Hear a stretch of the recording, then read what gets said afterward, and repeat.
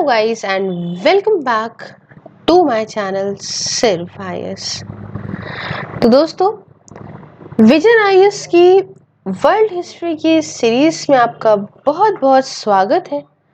और मैं प्रसन्ना वर्मा आपके सामने लेकर आई हूँ इसका लेक्चर 38, जिसमें हम कवर करेंगे मेनली ब्रिटेन और ईईसी को। लास्ट लेक्चर में देखिए हमने स्पेसिफिकली ईईसी को कवर किया था, काफ़ी और चीज़ें करी थी जैसे यूरोपियन यूनिटी वगैरह हमने पढ़ा था। उसी को अब हम कंटिन्यू कर रहे हैं और ब्रिटेन और ईईसी को आगे लेके चल रहे हैं। दोस्तों, बात ऐसी है कि अब हम बात कर रहे थे लास्ट वाले में कि भाई आखिरकार ब्रिटेन ने क्यों नहीं ज्वाइन करा ईईसी को।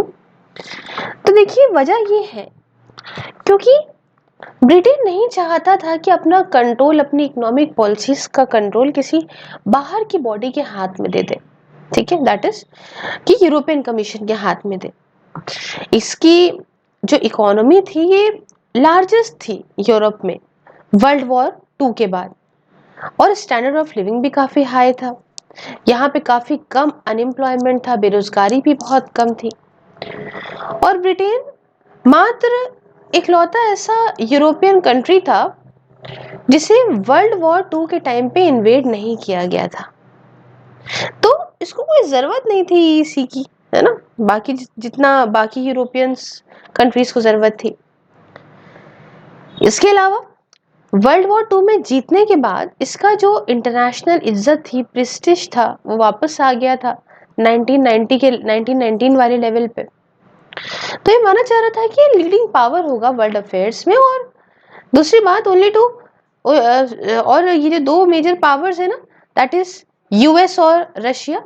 रशिया क्या, उस समय सोवियत यूनियन, उसके बाद समझ लीजिए इसी का ही बोलबाला था। इसलिए ये फेवर में नहीं था सबमिट करने में अपनी सोविनिटी को किसी भी ऑर्गेनाइजेशन के साथ। अच्छा, अब आई बात कॉमनवेल्थ की।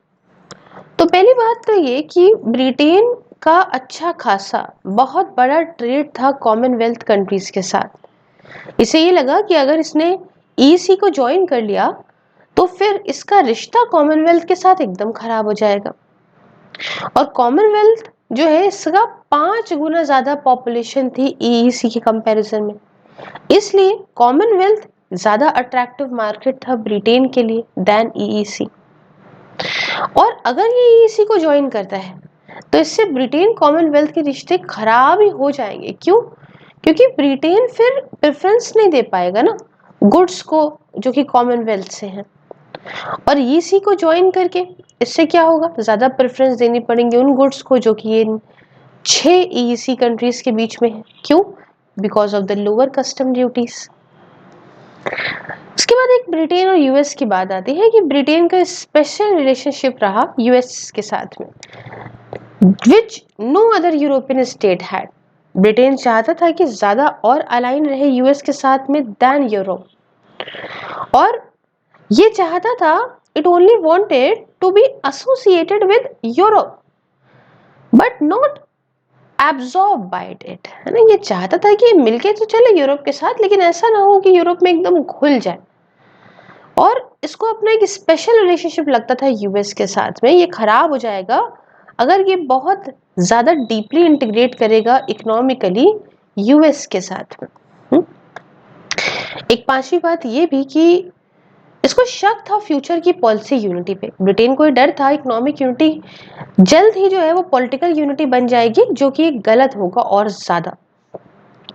उसके अलावा यूरोपियन फ्री ट्रेड एसोसिएशन 1960 का, ये लीड करा जाएगा बाय ब्रिटेन एंड इसके अंदर दूसरे कुछ नॉन इकोनॉमिक जो नॉन ईसी कंट्रीज होंगे जैसे Austria, Denmark, Norway, Portugal, Sweden, Switzerland. और रीजन क्या है ईएफटीए के फॉर्मेशन का? वो ये था, ये डर। पहली चीज तो ये डर कि एक्सपोर्ट इन सारी जो कंट्रीज का है ईसी कंट्रीज को ये हल्ट करेगा due to high tariff on non member countries.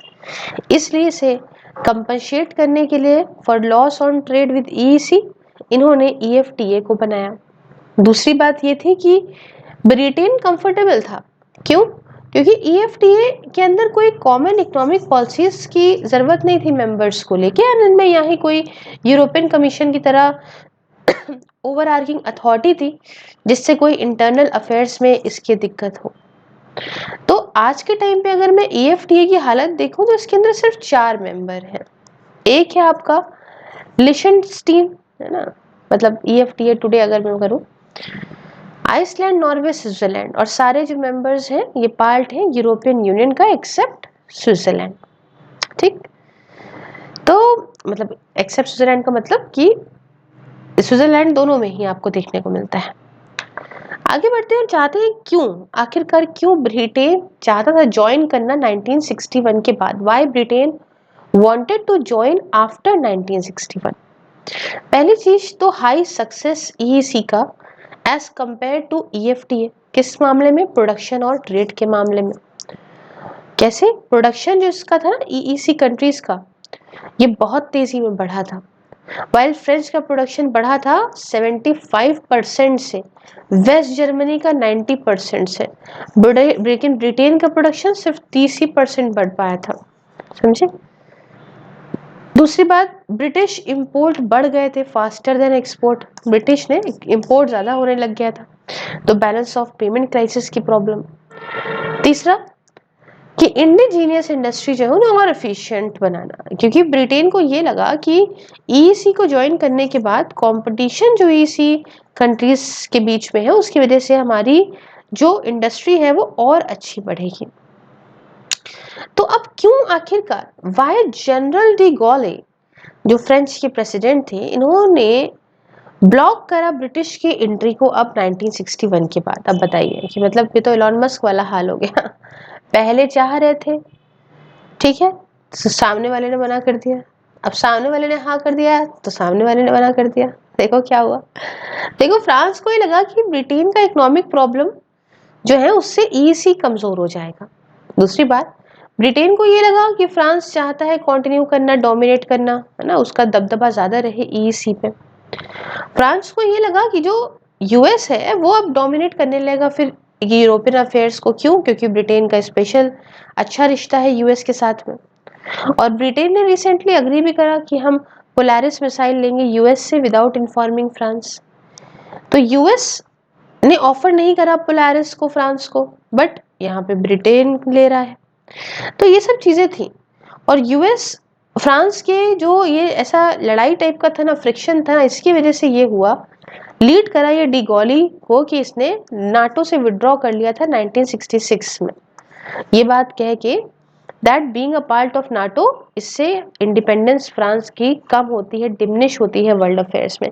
इसने रीजॉइन किया है अभी 2009 में, और अभी आप फिर से देख रहे हो कि फ्रांस कह रहा है कि भैया हम नाटो से विड्रॉ कर लेंगे, है ना, अभी आप देख ही रहे हो, खबरें चली रही। और लास्ट में कि फ्रेंच फार्मर्स को प्रोटेक्ट करने के लिए सस्ती सब्सिडाइज्ड एग्रीकल्चर प्रोड्यूस से ब्रिटेन के, तो EEC की जो कस्टम ड्यूटीज थी इन्होंने प्रोटेक्ट कर रखा था फ्रेंच के फार्मर्स को फ्रॉम कंपटीशन फ्रॉम ब्रिटेन। तो इसलिए यहाँ पे फ्रांस ने जो है वो ब्लॉक करा इसकी एंट्री को। तो अब लेकिन क्या हुआ कि ब्रिटेन एंटर करा EEC में कब? 1973 में। ठीक है, अब हुआ क्या, ये पॉसिबल तभी हो पाया जब डी गॉली ने रिजाइन करा 1969 में, और 1974 में लेबर पार्टी आई पावर में। ये स्प्लिट हुई इस सवाल पे ज्वाइन करने को लेके EEC के, एंड यहाँ पे रेफरेंडम हुआ 1974 में। ये कहा गया ब्रिटिशर्स से कि ये चाहते हो EEC को ज्वाइन करना या आप लोग नहीं चाहते हो। ठीक है, 67% ने तो फेवर में वोट करा, और 2017 में there is going to be a similar referendum, है ना। ये तो चलो एक अलग की बात हो गई, है ना। अभी आप समझ ही रहे हो क्या ही सीन चला ही है ना। अब तो ब्रेक्जिट एग्जिट हो चुका। अब देखिए सिचुएशन क्या है फ्रांस और इटली की, थोड़ा समझते हैं। देखो, सिचुएशन की तरफ बढ़ने से पहले ईस्टर्न यूरोप की हमें सबसे पहले समझना होगा कि इश्यूज क्या थे, दिक्कतें क्या थी जिसकी वजह से फ्रांस और इटली को इतनी इंपॉर्टेंस पड़ रही है। देखिए हुआ क्या कि फ्रांस के अंदर सिचुएशन क्या थी, फोर्थ रिपब्लिक के अंदर, मतलब 1946 से 58 के बीच में फ्रांस कमजोर था, पॉलिटिकली भी कमजोर था और इकोनॉमिकली भी कमजोर था। चाहे एग्रीकल्चर जो फ्रांस का था ना, ये रुका रहा था, है ना, दो इंडस्ट्री अच्छा परफॉर्म कर रही थी, वो एक अलग की बात है। दूसरी बात, अगर देखो पॉलिटिकल इंस्टेबिलिटी थी, प्रेसिडेंट के पास बहुत कम पावर थी। यहाँ पे 25 बार तो गठबंधन हुआ था, मतलब 25 गठबंधन हुए थे सरकारों के 12 सालों में फोर्थ रिपब्लिक के। क्यों? क्योंकि देयर वर 5 मेजर पार्टीज। तीसरी बात, 3 मेजर डिजास्टर का आना, कि फ्रांस हारा फर्स्ट इंडो चाइना वॉर में, एम्बेरस हुए ये स्विस वॉर में, है ना, जो लड़ी गई थी स्विस कनाल में इजिप्ट के साथ। फिर रिवोल्यूशन था फ्रेंच आर्मी के द्वारा अल्जीरिया में, और आर्मी चाहती नहीं थी इंडिपेंडेंस हो अल्जीरिया की, सबसे ज्यादा क्रूशियल ये चीज थी। उसके साथ ये डिजास्टर्स की वजह से क्या हुआ कि यहाँ पे disaster brought down the fourth French Republic. और पांचवी बात है फिफ्थ रिपब्लिक की।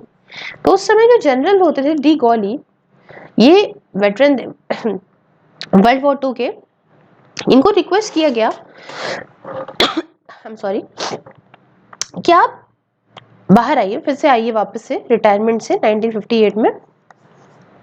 इन्होंने कंडीशन ये रखी कि हम एक नया संविधान बनाना चाहते हैं जहां पे प्रेसिडेंट के पास ज्यादा पावर हो। इसको एक्सेप्ट कर लिया गया और फिफ्थ रिपब्लिक को स्टैब्लिश कर दिया गया। अल्जीरिया को आजाद कर दिया गया और डी गॉली को रिजाइन करना पड़ा 1969 में। क्यों? क्योंकि प्रोटेस्ट होने लगी थी इनके अनडेमोक्रेटिक रिजाइम के अगेंस्ट। इसलिए जो फिफ्थ रिपब्लिक था, इसने फ्रांस को एक स्टेबल सरकार दी। फ्रांस का तो समझ गए, इटली में सिचुएशन क्या थी ये समझिए। तो जो नया संविधान था, इसकी वजह से न्यू रिपब्लिक आया इटली में फ्रॉम 1946 के बाद, और यहाँ पे प्रॉस्पेरिटी और स्टेबल गवर्नमेंट आई फ्रॉम 1946 से लेके 53 तक। बट देयर आफ्टर जो पुरानी प्रॉब्लम थी वो भी जो है वो फिर से उभर के अब आने लग गई थी। ठीक है, यहाँ पे बहुत सारी कोलिजन गवर्नमेंट्स आई, मतलब गठबंधन हुआ, और एडिशनली यहाँ पे फेलियर हुआ सॉल्व करने में प्रॉब्लम्स को, इन्फ्लेशन की और अनएम्प्लॉयमेंट की। ईस्टर्न यूरोप में क्या सिचुएशन थी? तो एफर्ट्स की बात करें ईस्टर्न यूरोप की यूनिटी को लेके, तो ईस्टर्न यूरोप अब यूनिटी की तरफ बढ़ रहा था। मेजर जो कदम अब उठाए गए थे वो था एक मोलोटोव प्लान, जिसके बारे में आपको बताया है, कोमेन फॉर्म बता चुकी हूँ, कोमिकॉन बता चुकी हूँ, वार्सो पैक्ट बता चुकी हूँ, तो ये सारी चीजें थी।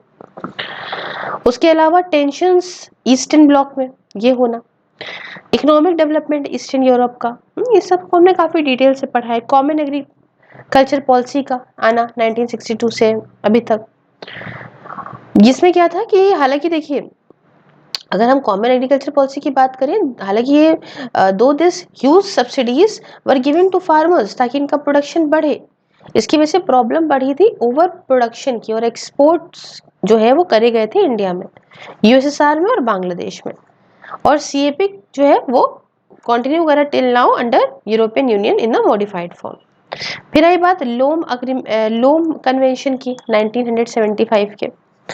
ठीक है, इसने अलाउ करा ड्यूटी फ्री इंपोर्ट को गुड्स के फ्रॉम अफ्रीका एंड कैरिबियन, और दूसरी जो थर्ड वर्ल्ड कंट्रीज थी उन्हें बाद में ऐड करा गया। उसके अलावा आइए समझते हैं थोड़ा सा 1986 चेंजेस इन यूरोप कम्युनिटी। इसके अंदर क्या था? कंप्लीटली फ्री और कॉमन मार्केट होना, और ज्यादा पावर दी गई यूरोपियन पार्लियामेंट को, है ना, ताकि लॉज वगैरह पास करे जल्दी जल्दी, और ज्यादा पावर्स दी गई यूरोपियन कम्युनिटी को सेक्टर्स में, हेल्थ के, एनवायरमेंट प्रोटेक्शन के, कंज्यूमर प्रोटेक्शन के, तो ये सारी चीजें हैं। अब सिचुएशन क्या थी यूरोप के अंदर 1990s में? फ्रांस की बात करूं तो 1990s में कुछ इंपॉर्टेंट डिबेट्स फ्रांस के अंदर वो जो हो रही थी, वो हो रही थी रिगार्डिंग, मतलब वो आसपास किसके घूम रही थी? रिसेशन, एम्प्लॉयमेंट के, कुछ डाउट्स जो कि भाई ईईसी के साथ रहना है नहीं रहना है, साइन करने को लेके आपका मैस्ट्रिक्ट ट्रीटी को, कंसर्न्स रिगार्डिंग एक यूनाइटेड जर्मनी को लेके, है ना, जो विच में इमर्ज एज अ थ्रेट है कि हो सकता है कि खतरा फिर से हो जाए जर्मनी वाला। इटली के अंदर बताऊं तो 1990s में इटली अभी भी स्ट्रगल कर रहा था अपनी बेसिक प्रॉब्लम को सॉल्व करने के लिए।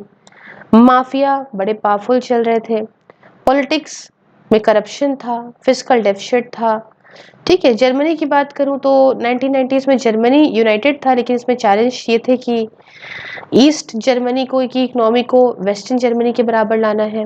लोग वेस्ट जर्मनी के रिसेंट कर रहे थे supporting east Germany. Fiscal deficit की वजह से सरकार जो है वो फिस्कल डेफिसिट बढ़ रहा था। क्यों? क्योंकि सरकार अब मनी को पंप कर रही थी ताकि ईस्टर्न जर्मनी की इकोनॉमी और रिवाइव कर सके। वो हमने बताया आपको कैसे ईस्टर्न जर्मनी कमजोर रह गया यूएसएसआर के साथ में होने की वजह से, और बर्लिन वॉर वगैरह हमने पढ़ा। अब आई बात यूरोपियन यूनियन की। देखिए, यूरोपियन यूनियन एक पॉलिटिकल, इकोनॉमिक और मॉनेटरी यूनियन है जिसमें 28 यूरोपियन नेशंस थे। 17 इनमें से पार्ट थे यूरोजोन का, जिसके बारे में हम डिटेल से आगे पढ़ेंगे। और इन्होंने अडॉप्ट करी थी एक करेंसी। यूरोजोन के जो पार्ट थे उन्होंने एक करेंसी को अडॉप्ट करा था जिसे हम यूरो कहते हैं, अपनी यूरो करेंसी को। यूरोपियन यूनियन को एस्टैब्लिश करा गया था ट्रीटी ऑन यूरोपियन यूनियन के द्वारा 1993 में, और इससे रिप्लेस करा था इसके प्रेडेसेसर यूरोपियन कम्युनिटी के। ठीक है, अब यही बात यहाँ पे कि क्या है आखिरकार ये मास्ट्रिक्ट ट्रीटी या ट्रीटी ऑन यूरोपियन यूनियन। 1991 में आई थी और ये फोर्स में थी 1993 से। इससे क्या हुआ? इससे और ज्यादा इंटीग्रेशन हुआ यूरोपियन कंट्रीज के बीच में, विच बाय नाउ हैड 12 मेंबर्स।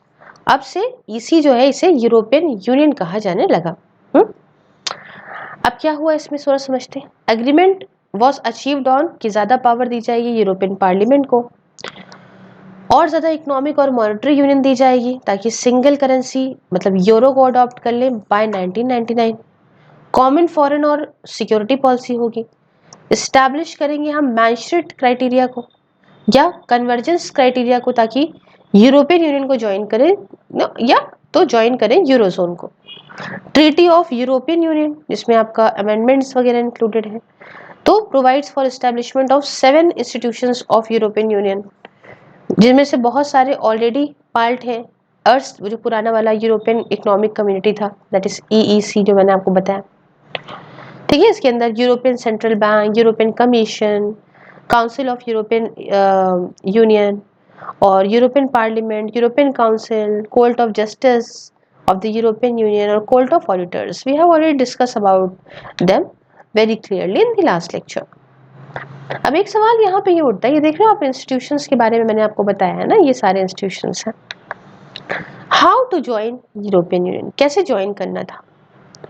देखिए, अगर कोई भी यूरोपियन नेशन था वो ज्वाइन कर सकता था इसको, लेकिन इसमें क्या चीज थी कि अगर ये दिखा पाए कि ये यूरोपियन यूनियन के स्टैंडर्ड के हिसाब से चल पाएंगे, उनके रूल्स के हिसाब से चल पाएंगे, इन्हें रिस्पेक्ट करना पड़ेगा, प्रमोट करना पड़ेगा डेमोक्रेटिक वैल्यूज को यूरोपियन यूनियन की।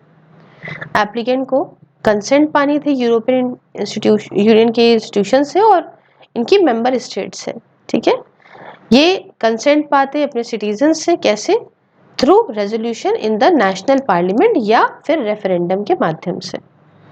एप्लीकेंट यहाँ पे पूरा कोपेनहेगन क्राइटेरिया को मीट करते, जिसे स्टैब्लिश करा गया 1993 में फॉर एक्सेशन, जिसके अंदर ये था कि एक स्टेबल, या लिखा हुआ है आप देख सकते हो, स्टेबल इंस्टीट्यूशंस हो जो गारंटी करें डेमोक्रेसी को, रूल ऑफ लॉ को, ह्यूमन राइट्स को और प्रोटेक्शन को माइनॉरिटीज के, फंक्शनिंग हो मार्केट इकोनॉमी की, एबिलिटी हो to cope up with competition and market forces in the European Union, ability हो to implement the obligations of membership, जिसमें ये था कि एम्स पॉलिटिकल, इकोनॉमिक और मॉनेटरी यूनियन के उसके हिसाब से चलेंगे।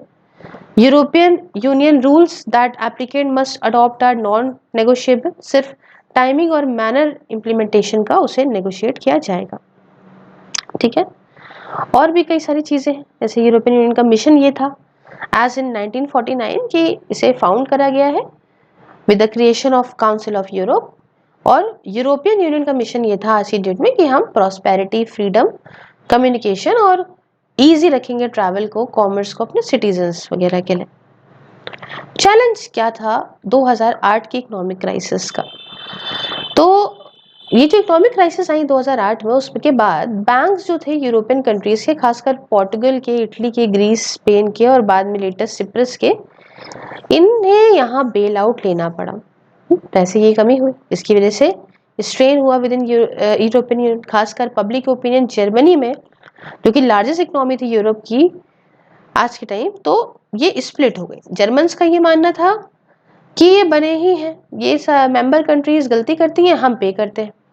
और with the help of IMF European union अपने नेशंस को बाहर निकाल पाया, है ना, सब भाई पैसा उसने प्रोवाइड करा दिया। और जो इम्पोज्ड, ठीक है, the imposed austerity measures themselves created strain in the member nations that were being bailed out because they led to increase in unemployment। आज के टाइम पे यूरोपियन यूनियन जो है वो पहुंचा है toward creating European stability mechanism which will be a permanent fund to be used for helping member nations in future। तो ये पूरी कहानी है। आगे हम जो पढ़ेंगे वो यूरोजोन, जैसे मैंने प्रॉमिस किया था उसके बारे में पढ़ाऊंगी। कैसे लगा आपको लेक्चर, आप मुझे कमेंट बॉक्स में बताइए। अच्छा, तो please do like share subscribe. Join करके आप मेरे चैनल को पर्क्स एंजॉय कर सकते हो। इसके अलावा यहाँ पे फेसबुक पे इन लेक्चर्स को तो देख ही सकते हो, साथ में इंस्टाग्राम, टेलीग्राम, ट्विटर, इन सब पे क्वेश्चंस और काफ़ी इंपॉर्टेंट चीज़ें आपको मिलेंगी। हर जगह फॉलो करिए, लिंक आपको डिस्क्रिप्शन में मिल जाएगा। Thank you so much for watching. जल्दी मिलती है नेक्स्ट वीडियो में। जय हिंद, जय भारत।